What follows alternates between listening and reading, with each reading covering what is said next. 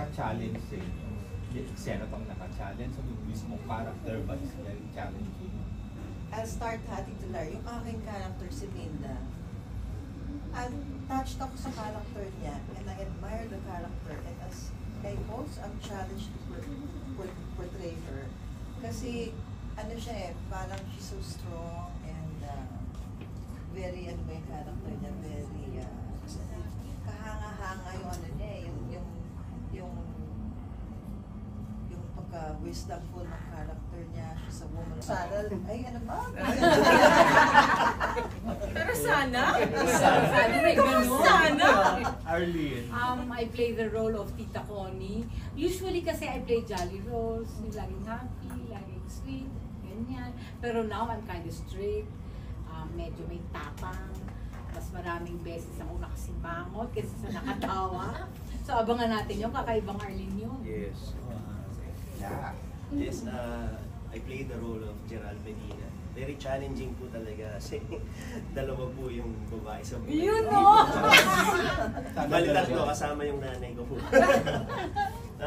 Siyempre iba yung approach ko dun sa character ni Kazel as Betsy, iba yung character ni Gina, played by Miss Kylie Padilla.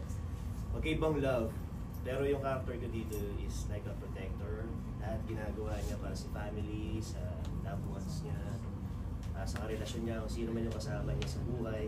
Talagang paglalaban niya, bubuhis niya yung buhay niya para sa family na binubuo niya, sa mom niya, para mabuhay yung family niya. Basta maraming struggle si Gerald. Pero Subalit, tatapwan. Pero subalit ka na. Okay.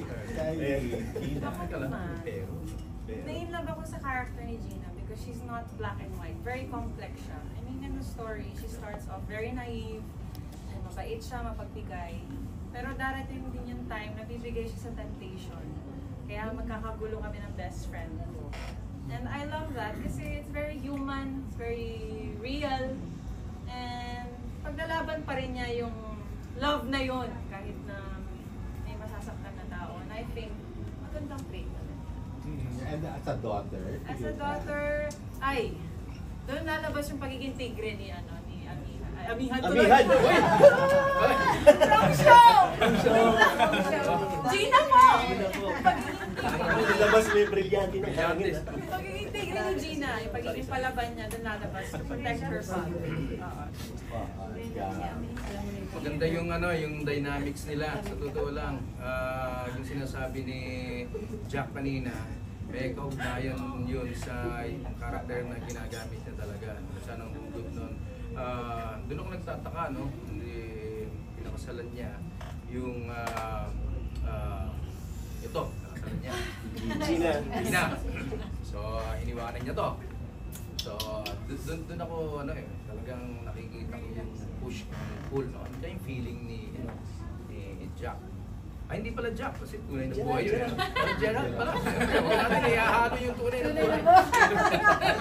Okay, pero lahat ng ginagawa natin dito, may hugot tayo dun sa ating mga nakaraan. Pero maganda yung nangyari sa kanila. Talagang nakita natin kung paano sila nagiging naiiba yung karakter nila, itong dalawang ito. Kaya ako nagugulat ako kasi ito naman, galing talaga. Kung paano niya kinakambyo sa audience. Hindi ko nakikita yan, pero yung audience, nakikita ng audience na wait lang natin. Ano yung pinakamalaking challenge sa iyo? Kasi ikaw as a dad, you also protective dad, but at the same time, na ano ka ito ng character ni Kazel. Hindi pa nangyayari sa tunay na buhay na namamatay na sa buhay, sa tunay na buhay. Pero na-imagine ko lang pagka namatay si yung hindi wala na naman hindi nga ako naghanap diba?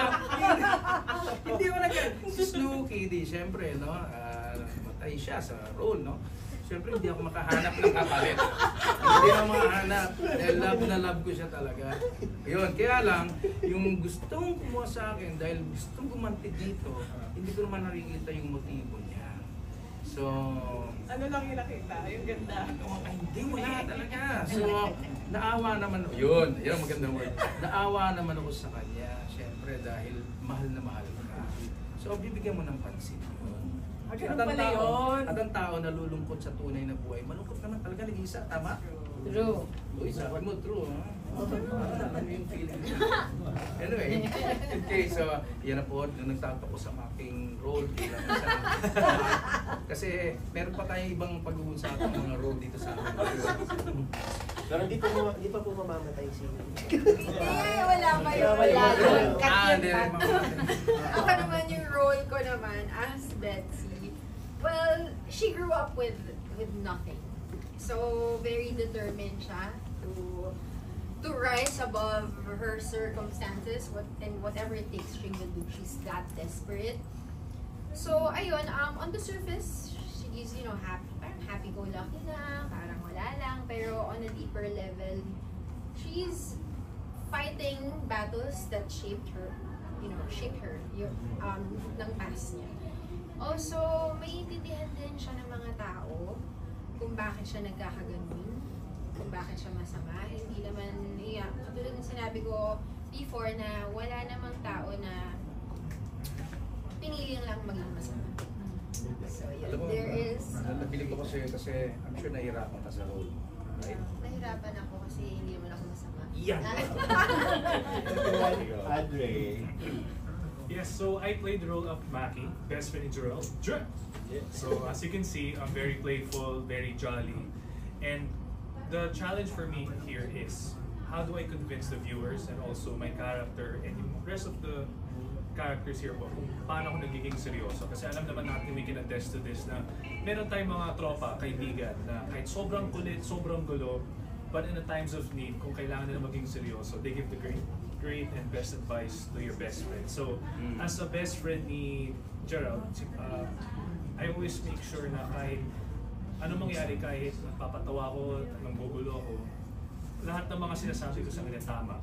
Kahit mali man or masaktan siya, at least it's true. So, yun lang po yung ginagawa ko dito sa My Father's Wife, is to always be here and to be like the greatest best friend ever for Gerald. Kumusta kayo sa taping? Ganito po, masaya. Well, meron akong gustong sabihin nga tungkol sa sinabi ni Andre. Buti lang kasama siya dito because nabibigyan niya ng advice si Gerald, tama po. Diba? Si Gerald ba? Pero mali yung advice. Baka natin kung ano pa is. Kaya, kumusta ang taping? How's work? Great. Masaya palagi. Lagi may pagkain sa set. Oo. Lagi, ito si Kate, lagi may food. At saka sino pa? Si Mau. Si Mau. Lagi may dalang Care of Miss coffee. Laging may pakain. Lagi may pakain. Masaya. pero di siya kumakain, so tayo Oo, lang yung tayo lang nagdadagdagan. pinatatahan. Ikaw din kaya, di ba Yeah. yung coffee mo, ano ka ba? Yun, meron rin ako pamigay na coffee. Basta masaya. Hindi ko natikman yun. Ako din, di. 3 in 1 lang yun. Pero madami akong dala. Huwag natin banggitin ko ano yun. So, sobrang comfortable na kayo. Yes. Ayun. Okay. Anybody here who yung talagang naka-identify din sa character na ginagampanan? Yung may similarity ba sa inyo in real life? Ikaw daw, kami. O sige, ako muna. Well, similarities as the best friend. Kasi ako po, kahit kanina po, I know I give good advice. And alam ko naman, sobrang gulo ko. I admit it. I just love to always have a great time, good time. Minsan mawala sa lugar. Pero kung kailangan maging seryoso, I can promise na nandun ako. So, yun lang. That's why yung character ko as Maki, kitang-kita ko po. So, sana sa show natin, huwag po kayo magalit sa akin kung maling advice na bibigay ko kay Gerald. So, abangan na lang natin. We never know what that is. Abangan natin. So, advance, sorry na lang. Pero ganun talaga. Sino pa nakaka-identify? Sino ba nakaka-identify? Lahat ng kilala ko dito nakaka-identify Uy. sa mga roles nila because kailangan para sa role. Yes. And then bilang, anda sa that gap, nakaka-identify ka dun sa yung relationship mo with your daughter. Meron akong kaibigan kasi na parang similar yung situation nila. Nung tragic yung nangyari yung case ni Gina, yung nag-alaga sa kanya. Talagang nagkakaroon. Uy. Pero hindi plinano, hindi niya, "Hoy, matay na sa ako, pwede ko na yung mag-alaga." Walang ganon. Kusang dulo. Kusa na lang kasi kailangan din siyang magtulungan because meron siyang mga paperwork na kailangan gawin.